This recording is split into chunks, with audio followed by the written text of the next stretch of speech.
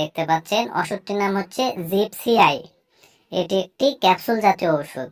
আর এই ওষুধটির উপাদানের মধ্যে রয়েছে carbonyl iron plus folic acid plus zinc sulphate, অর্থাৎ 3টি উপাদানের সমন্বয়ে এই ওষুধটিকে তৈরি করা হয়েছে।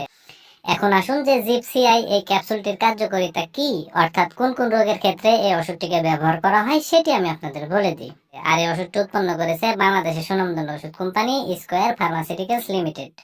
তো ওষুধটির কার্যকারিতা বলতে গেলে যে সকল রোগীদের শরীরে আয়রন, ফলিক অ্যাসিড এবং জিঙ্কের ঘাটতি রয়েছে বা অভাব রয়েছে তাদের জন্য এবং শরীরে রক্ত স্বল্পতা দূর করতে এই ওষুধটিকে ব্যবহার করা হয়। পাশাপাশি যারা গর্ভবতী এবং স্তন্যদানকারী মায়েরা আছে সেই সকল মায়েদের ক্ষেত্রে শরীরে রক্ত বাড়াতে এবং আয়রন, ফলিক অ্যাসিড এবং জিঙ্কের ঘাটতি পূরণ করতে এই ওষুধটিকে ব্যবহার করা হয়। তো সাধারণত ওষুধটির কার্যকারিতা বলতে গেলে এগুলোই। এবার আসুন যে আসলে ওষুধটির সেবন বিধি কি সেটি আমি আপনাদের বলে দিই। তো ওষুধটির সেবন বিধি বলতে গেলে প্রাপ্তবয়স্কদের ক্ষেত্রে প্রতিদিন একটি করে ক্যাপসুল খাবারের আগে সেবন করতে হবে, অর্থাৎ আপনারা প্রতিদিন একটি করে ক্যাপসুলই খেতে পারবেন।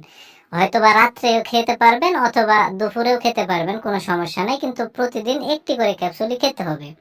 আর ওষুধটির পার্শ্ব প্রতিক্রিয়ার কথা যদি বলতে যাই তাহলে গাঢ় রংযুক্ত মল হতে পারে, বমি বমি ভাব হতে পারে, বমি হতে পারে, ক্ষুধামন্দা হতে পারে, কোষ্ঠকাঠিন্য হতে পারে, ডায়রিয়া হতে পারে ইত্যাদি। তো সাধারণত এগুলোই হচ্ছে ওষুধটির পার্শ্ব প্রতিক্রিয়া।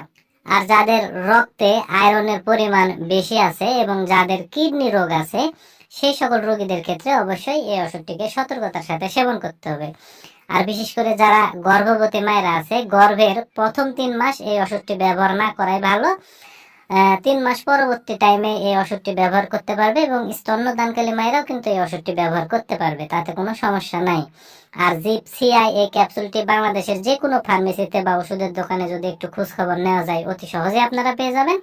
আর ওষুধটির দামের কথা যদি বলতে যাই তাহলে প্রতি পিস ক্যাপসুলের দাম মাত্র 5 টাকা। তো বন্ধুরা, বিশেষ করে আয়রন, ফলিক অ্যাসিড এবং জিঙ্কের অভাব যে সকল রোগীদের শরীরে আছে এবং যাদের শরীরে রক্ত স্বল্পতা আছে তারা কিন্তু এই ওষুধটি ট্রাই করে দেখতে পারেন। ইনশাল্লাহ ভালো রেজাল্ট কিন্তু এই ওষুধ থেকে আপনারা পেয়ে যাবেন। তো বন্ধুরা, এই ভিডিও দেখে যদি আপনাদের এতটুকু ভালো লেগে থাকে বা এতটুকু যদি উপকারে এসে থাকে তাহলে অবশ্যই ভিডিওতে একটি লাইক করে দিবেন, পাশাপাশি এই চ্যানেলটি সাবস্ক্রাইব করে দিবেন। ধন্যবাদ সবাইকে।